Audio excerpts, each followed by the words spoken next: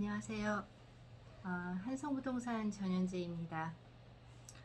2020년 11월 19일에 김포가 조정 대상 지역이 됐고요. 12월 18일인가?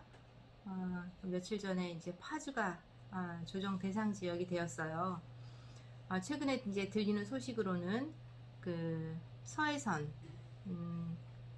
그 일산 소사선, 이제 대곡 소사선이라고 하면 안 된다 하더라고요. 일산까지 연장됐기 때문에 일산 소사선이라고 해야 된다고 하는데, 그 소사선이 이제 얼마 전에 김포공항에 이제 그 작업이 좀 지연이 돼서 후년 상반기로 될 가능성이 좀 있었는데, 그게 예정대로 내년 하반기에 개통이 된다는 기사가 떴고요. 또 인천 2호선이 그 보류가 됐다라는 이야기도 지금 들리고 있어요. 이제 지역의 커뮤니티들이 원체 이제 왕성하고 SNS를 통한 그 정보를 얻으시는 분들이 이제 원체 많기 때문에 사실은 부동산 현업에 있는 부동산보다도 훨씬 더 그 전문가이신 분들이 이제 많아져 가고 있습니다. 시장에서. 여기 부동산은 사실은 집만 보여주고 집을 거래하는 이런 케이스는 사실 거의 없지만, 더 많이 배우고 더 많이 꼼꼼해지고 더 많이 또 그 현장 바뀌는 시장에 변화되지 않으면 안 될 거라고 생각이 됩니다. 최근에 전세 동향은 지난 9월, 10월, 지난 5월에 제가 전세가 없다라는 얘기를 영상을 한번 찍은 적이 있는데, 그래서 전세 구하시는 분들 미리 좀 조금 더 빠르게 준비하셔야 된다, 이런 의도로 그때 이제 그 영상을 찍었는데, 지금 9월, 10월 계속 전세가 거의 찾기가 너무너무 힘들 정도로 없었다가 최근 11월, 12월 전세가 네이버에 보시면 눈에 띄어요. 그거는 이제 매수세가 이제 들어오면서 지금 당장 거주하실 게 아니고 당장은 세를 놔야 되는 물건들이 생기면서 전세 물량이 좀 이제 눈에 띄게 생긴 거죠. 이제 11월 19일에 김포 규제가 되면서 사실은 11월 내내 동안 일산이 굉장히 불장이었어요. 표현이 좀 이제 불편하실지 모르겠는데, 어쨌든 기존에 계속 거래할 물건들이 별로 없는 데다가 김포가 규제가 되니까 김포의 신규 주택 거래가 일산을 뛰어넘었던 그런 이제 기준 84제곱의 거래가들이 단번에 일산이 회복이 되고 이런 현상이 일어나는 거죠.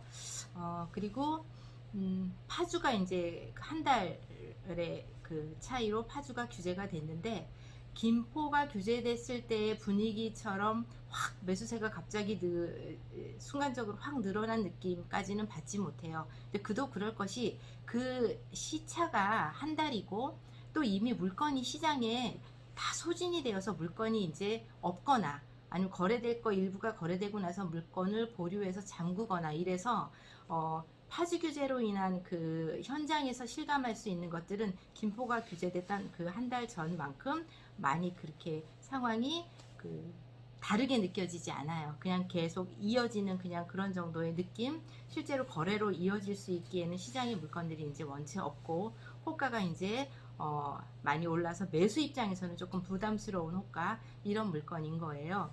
그리고 물건이 이제 김포 규제 이전에 늦게 최종적으로 한 10월 정도까지만 해도 물건은 양분화돼서 이렇게 두 개로 구분할 수 있었어요. 기존의 전세가, 낮은 전세가를 가지고 있는 매매가랑 정상 입주가 가능하거나 정상으로 매수해서 세를 놓을 수 있는 물건이랑 약간 가격도 차이가 나고 좀 양분화돼 있었는데, 정상 물건 다 소진돼서 이제 없고 기존 낮은 전세가를 낀 물건들도 이제 찾아보기가 힘든 그런 상황이죠.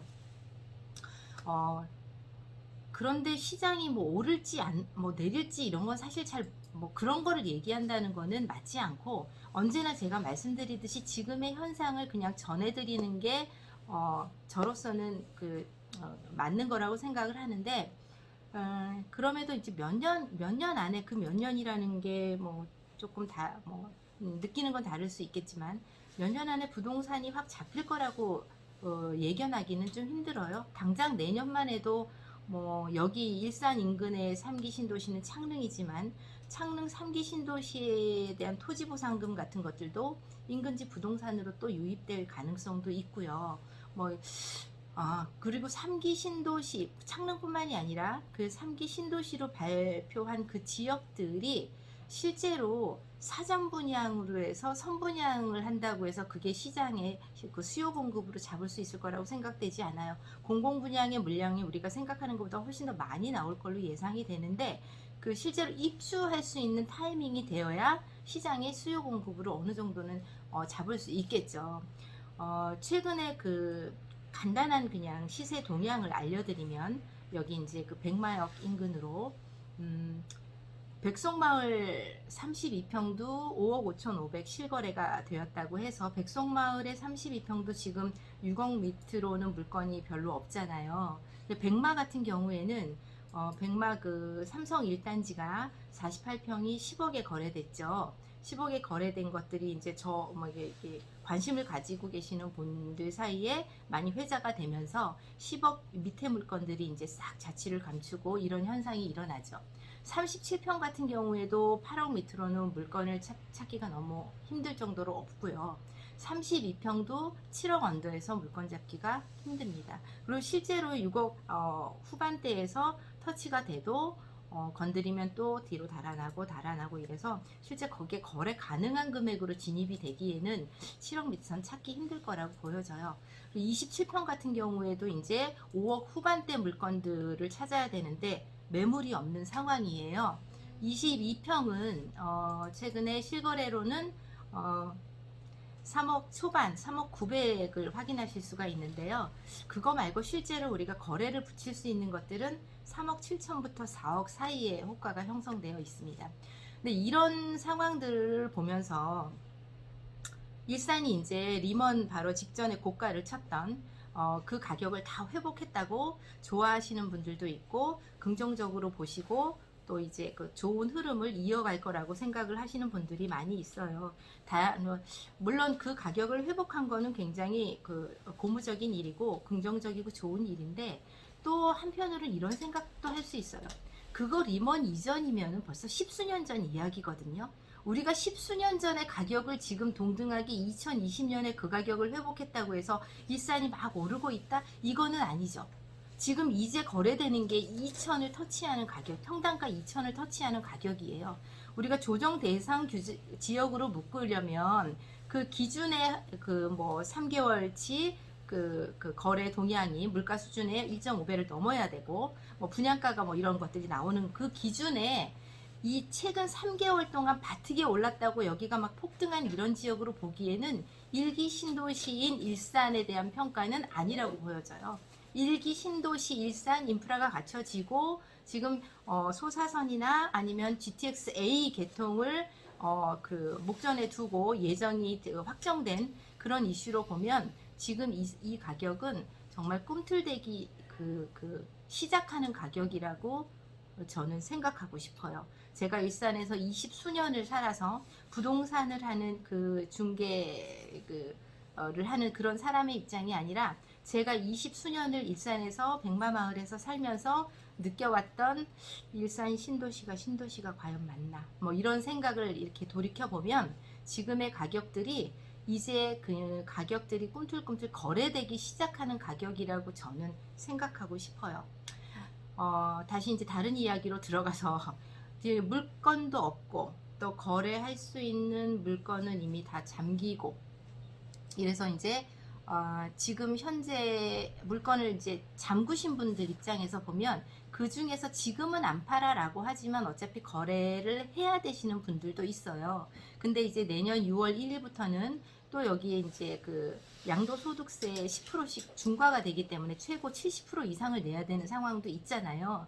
그런 여러 가지를 봐서 사람들은, 매수하는 사람 입장에서는 그래도 조금 더 있으면 뭐 설 지나고 나면 조금 또 그래도 팔아야 되는 사람이 급매물이 나오지 않을까라고 또 그걸 기다리시는 분들도 계셔요. 근데 이제 그런 분들한테 이게 그것도 일어나지 않은 일이라 제가 뭐라고 얘기할 수는 없지만, 지금 11월 19일 김포가 규제된 그 타이밍에 우리가 거래됐던 것들 11월에 그냥 갑자기 그 거래가 또 매수가 그 집중되면서 거래됐던 것들은 우리가 계약금 중에 일부를 먼저 넣는 거는 그것도 계약이지만 계약서를 쓰는 거는 그로부터 뭐 바로 다음날 쓸 수도 있고 그날 쓸 수도 있고 일주일 후에 쓸 수도 있고 2주일 후에 쓸 수도 있어요.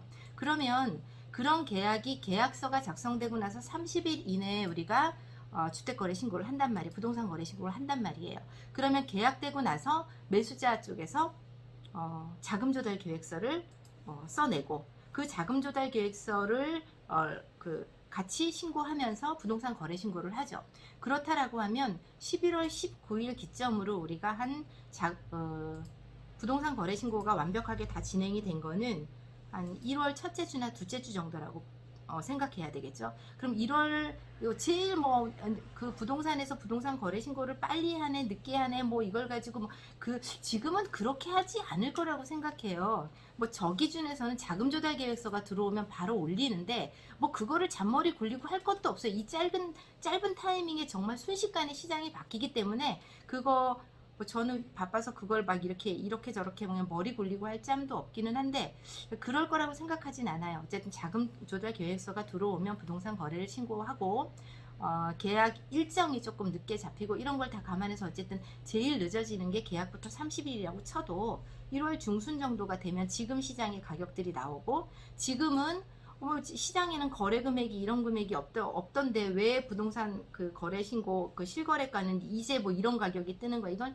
지나간 거라고 보시면 돼요. 그러니까 시세하고 현재 시세하고 실거래가하고는 다른 거잖아요. 그래서 제가 감정원이나 아니면 이름이 바뀌어서 부동산 원이네요. 부동산 원이나 아니면은 그 네이버 아니 저기 KB나 이런 데 시세를 올려요. 저도 올리기는 올리는데 여기도 지금 그 시세는 말 그대로 시세여야 되잖아요. 그런데 그 시세를 그대로 올리면 그쪽에서 억셉트하기 힘든 거예요. 왜냐하면 실거래하고 시세하고의 갭이 차이가 나기 때문에 눈으로 보여지는 근거가 없으니까 거기도 되게 난감해하는 거죠. 그런데 실거래가 그 빠르게 거기도 반영이 되어야 전세자금 대출을 받는다거나 아니면 주담대를 받는다거나 이런 것들이 다 기준이 되기 때문에 그 되게 중요한 건데 그거조차도 그 이렇게 빠르게 그 반영되지 못하고 있는 상황인 거예요. 그래서 그 이제 1월 중순 정도 되면 어쨌든 지금 시장의 거래 가격이 이제 다 반영이 됐을 거고 또 여전히 물건이 별로 없는 상황에서 팔기는 팔아야 되는데 그래도 잠깐 지켜보자라고 물건을 보류하신 분들은 또 설을 지나고 뭐 가족, 친구, 친지들 만나고 부동산 이야기하고 그러면서 이제 다시 물건을 팔아야 하기는 하니까 하고 이제 매도를 내놓으시겠죠. 그러면 그때 가격은 어떨까 한번 우리가 예상을 해보자고요. 지금 그 가격이 그냥 이렇게 촘촘하게 계속 이렇게 올라가는 상황에서는 그냥 뭐 매도 금액을 뭐 1,000을 더 받겠다, 2,000을 더 받겠다, 3,000을 더 받겠다 이런 거지만 이렇게 물건을 확 걷었다가 그 거래할 수 있는 호가가 없는 상황에서 다시 시장에 물건이 나온다. 그러면 그 거래가는 지금 우리가 생각하듯이 1,000, 2,000의 거래가가 아닐 거라고 생각이 돼요. 그래서 그러니까 이렇게 매도자 우위 시장에서 상승하고 있는 시장에서는 지금의 가격이 그나마 제일 싼 가격인 거죠. 그런데 이제 실수요자나 우리가 이제 그 여러 번 막 곰곰이 생각해서 공부하고 막 그 결정하기 이제 정말 이게 전 재산이니까 이렇게 이제 더디게 되면 그 가격들이 자꾸 없어지는 거예요. 그리고 또 일산에서 오래 살다 보면 그 지나간 이게 얼마였는데 이 평형대가 얼마였는데 이게 자꾸 이제 실행을 묻게 되는 거죠.